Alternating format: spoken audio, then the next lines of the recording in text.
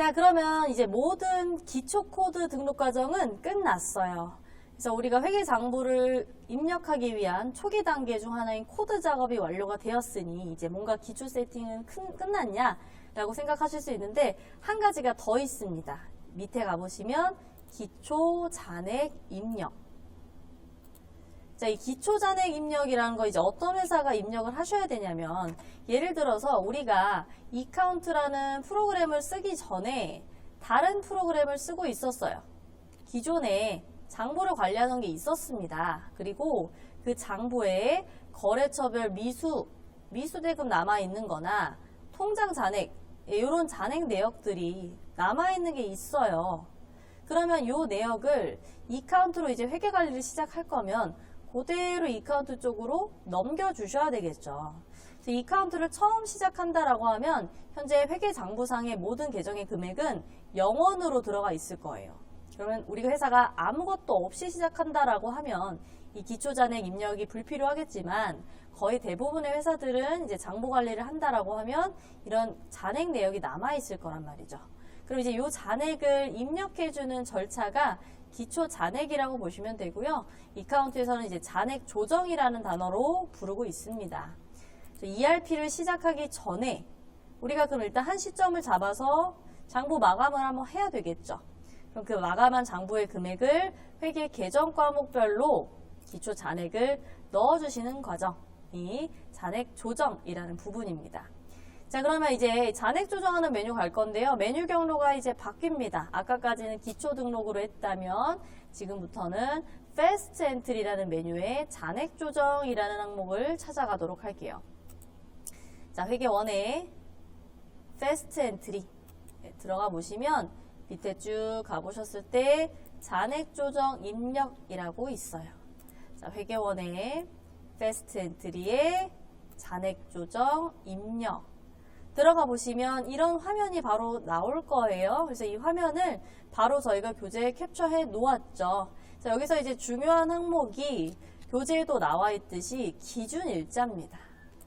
자, 우리가 잔액을 조정할 때 기준일자는 언제로 넣어야 되나요? 라고 질문을 많이 주시는데 일반적으로 회계장부에 잔액 조정을 한다라고 하면 마감일자를 기준일자로 많이 넣으시는 편이에요. 즉, 예를 들어 우리 회사가 24년 1월 1일부터 이카운트로 관리를 시작한다 라고 하면 시작하기 전에 장부 마감을 한번 하겠죠. 그럼 예를 들어 23년 12월 31일로 모든 회계장부 입력이 다 끝났습니다 라고 하면 마지막 장부 마감한 날짜를 기준 일자로 넣어주시면 되는 거예요. 그러면 잔액을 12월 말일자로 딱 맞춰서 작년도 자료는 끝나고 23년도는 끝나고 실제로 이제 데이터 입력은 24년 1월 1일부터 새롭게 날짜를 찍어서 입력하기 시작하시면 되는 겁니다. 자, 그러면 요거 이제 한번 볼 건데 자, 이 입력하는 흐름을 교재 다음 페이지 가보시면 정리를 해놓은 게 있어요. 자, 다음 페이지 입력 방법 잔액 조정은 입력하는 흐름이 거의 똑같이 생겼습니다. 자, 어느 순서로 갈지 제가 하이라이터로 밑줄을 한 번씩 쳐드릴게요. 자, 일단 첫 번째로는 검색 클릭을 한다. 네. 제가 지금 잔액 조정 메뉴로 들어왔죠. 그리고 나서 바로 할 것은 검색 버튼. 특정 계정을 지정해서 검색을 하셔도 되고요. 별도로 특정 계정 안 넣으면 전체 계정이 다 나올 거예요. 그래서 검색 버튼 눌러보시면 회계 계정들이 이카운트에 등록되어 있는 것들이 쭉 나올 겁니다. 그런데 고객님들께서 다른 프로그램을 쓰셨다고 해도 회계 계정들은 거의 비슷하게 생겼을 거예요. 그래서 우리가 알고 있는 그 계정들이 그대로 다 들어가 있을 거고요. 그러면 내가 넣고 싶은 계정을 이제 찾아서 입력해 주시면 되는 구조인데 자, 예를 한번 제가 들어볼게요. 보통예금이라는 통장에 남아있는 잔액을 조정해 주려고 해요. 자, 그럼 저는 지금 검색 버튼을 바로 눌렀고요. 그 다음에 두 번째로 계정 과목별로 우측에 조정 버튼을 눌러주시면 됩니다. 네, 즉 제가 계정을 먼저 찾고 그 다음에 오른쪽으로 쭉 가보시면 조정 버튼이 있어요. 그래서 이 조정 버튼 이렇게 클릭을 해주시는 게 두 번째고요. 자, 세 번째. 창이 하나 떴네요. 어떤 내용을 입력해야 되냐면 거래처와 실잔액을 넣어주셔야 됩니다. 자, 그런데 우리 보통예금이라는 계정인데 왜 거래처가 있나요? 예금은 통장이 아닌가요? 이제 궁금하실 수도 있죠. 그런데 이 거래처 코드라고 되어 있는 곳에 꼭 거래처가 나올 거다라고 속으시면 안 될 것 같아요. 자, 실제로 거래처 코드 부분에 이렇게 더블 클릭을 해볼게요. 이름 말고요. 코드에 이렇게 더블 클릭하셔서 엔터 한번 눌러보시면 보통예금 계정에서는 실제로 거래처 코드 항목에 거래처 코드가 나오지 않고 통장, 계좌 코드 입력한 것들이 나옵니다. 그래서 제가 말씀드릴 포인트는 거래처 코드라고 무조건 거래처가 나오는 게 아니라 내가 조정할 계정의 속성에 따라서 나오는 코드들이 조금씩 다를 수 있다라는 걸 알고 가시면 좋겠습니다. 자, 예를 들어 520 통장에 12월 31일 기준으로 내가 은행 사이트 들어가서 가장 마지막에 찍혀있는 금액을 찾아왔다 라고 하시면 520 통장을 이렇게 클릭한 다음에 가운데에 있는 실잔액 부분을 입력해 주시면 되는 거예요. 여기가 장부에 남아있는 잔액을 넣는 칸입니다. 왼쪽에 있는 장부 잔액과 오른쪽에 있는 조정 금액은 입력하실 수도 없어요. 아예 막혀 있죠.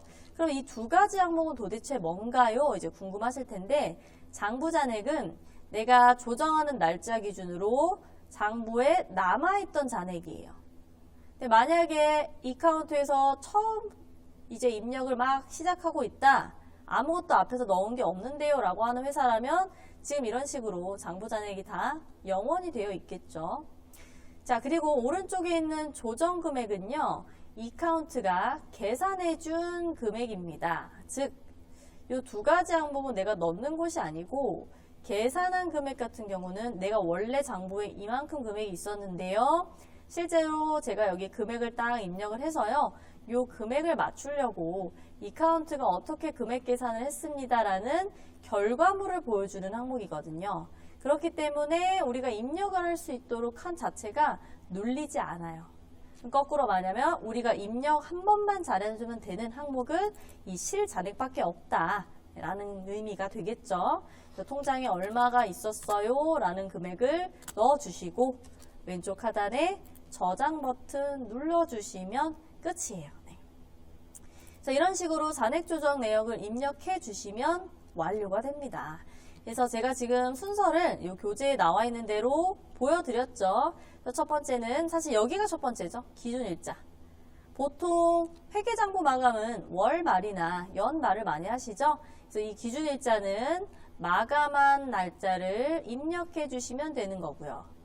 1번. 네, 그리고 두 번째 검색을 하고 바로 검색 버튼 누르면 전체 계정 과목들이 쭉 나올 텐데 내가 조정할 계정번에 우측에 조정 버튼을 눌러서 거래처 항목이 있다면 거래처를 넣고요. 그런데 여기서 포인트는 뭐였죠?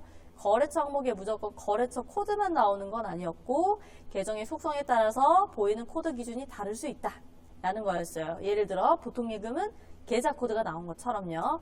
그리고 마지막에 내가 확인한 그 금액을 실잔액 부분에 넣어주면 된다 라는 것까지 쭉 한번 살펴봤습니다. 자, 그래서 이렇게 우리 장부의 내역을 쭉 한번 입력해 주시면 정말 기초 작업이 끝난다고 보시면 돼요.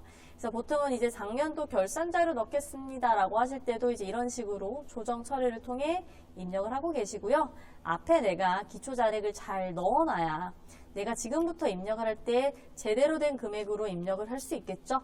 그러면 지금부터 제대로 된 장부가 나올 거예요. 그래서 잔액 조정도 중요한 부분이기 때문에 제가 강조드렸던 부분 잘 활용해 주시면 좋겠습니다. 자, 그리고 이제 밑에 보시면 잔액 기준화 설정이라는 메뉴가 나오는데요. 이건 세팅입니다. 그래서 입력하는 방법이라기보다는 내가 설정할 수 있는 부분인데, 자, 이거 잔액 조정 메뉴에서 세팅하시는 거라 저는 잔액 조정 메뉴를 한번 가보려고요. 다시 한번 패스트 엔트리라는 메뉴에서 잔액 조정 입력 다시 한번 메뉴로 들어가 볼게요. 네, 들어가 보시면 자, 뭔가 설정과 관련된 건 제가 버튼이 어디 있다라고 말씀을 드렸죠? 바로 우측 상단에 옵션 버튼. 자, 여기 눌러보시면 잔액 기준월 설정이라고 있어요. 네. 그래서 잔액 기준월 설정은 이제 어떨 때 사용을 하시냐면 기준월을 딱 세우시면 기준월 다음 월부터만 발생한 전표 거래 내역에 대해서만 잔액으로 인식하는 거예요. 그러니까 예를 들어 제가 잔액 기준월을 2023년 12월로 딱 측정을 해놨다면 24년 1월부터 발생한 거래 내역만 잔액으로 인식을 하는 겁니다. 그래서 만약에 내가 작년도 결산자료 다 마감을 해놨는데 뭔가 수정을 할 내역이 있어요. 수정을 해야 하긴 하는데 잔액은 맞춰놨으니까 거기에 바뀌지는 않았으면 좋겠다 라고 하면 기준월 이전의 데이터에 추가 수정을 할 경우는 기준월 이후의 잔액에 영향을 주지 않기 때문에 우리가 전표 수정을 해야 되지만 잔액 쪽에 영향을 안 끼치게 할래요 라고 하시는 분들이 쓰실 수 있는 항목이에요. 그래서 교재도 이렇게 적혀 있어요. 예시를 딱 써놨죠. 2022년 12월 잔액 기준으로 해놓으면 23년 1월 1일부터의 거래 내역이 잔액으로 들어간다 라는 점도 참고해 주시면 되겠습니다. 자, 그리고 밑에 보시면 이제 잔액 조정 입력 사용하는 경우, 자, 이게 이제 잔액 조정을 하는 이유에 대해서 저희가 두 가지 케이스로 정리를 해놨는데, 지금 배우셨던 원인은 뭐였냐면요. 공통사항이었죠. 우리가 이카운트를 처음 시작할 때 기초 잔액을 넣어줄 때 잔액 조정 메뉴를 들어오실 거고요. 자, 두 번째는 업무를 하고 계신 도중에 이카운트를 어느 정도 쓰고 있을 때 또 들어오실 수 있어요. 장부가 틀어졌다고 많이 말씀을 하시죠. 그러니까 중간에 내가 알고 있는 그 금액과 실제 이카운트상에 남아있는 잔액이 맞지 않은 거예요. 뭐 여러 가지 이유가 있을 수 있겠죠. 예를 들면 입력을 잘못했다거나 누락을 했다거나 누군가 삭제를 했다거나. 그래서 포인트는 뭐죠? 실제 있는 이카운트의 장부 금액이 통장 실 잔액과 맞지 않는다. 그러면 통장 잔액이 정확한 거기 때문에 결국은 틀린 이카운트 장부를 고쳐줘야 됩니다. 가장 좋은 건 이제 틀린 원인을 찾아서 수정을 하는 게 가장 좋겠지만 이 실무적으로 이걸 일일이 다 뒤져보기가 어렵다라고 하시는 분들은 특정 날짜로 우리가 틀린 장부 잔액을 억지로 맞춰주자라고 했을 때 지금처럼 잔액 조정 메뉴에 들어와서 변경해 주실 수 있어요. 그래서 우리가 이제 어떤 케이스에 잔액 조정을 해야 될지를 고객님 회사에서 잘 생각해 보시고 지금 배운 그 방법 그대로 조정 처리해 주셔서 장부 잔액 바꿔 주시면 되겠습니다.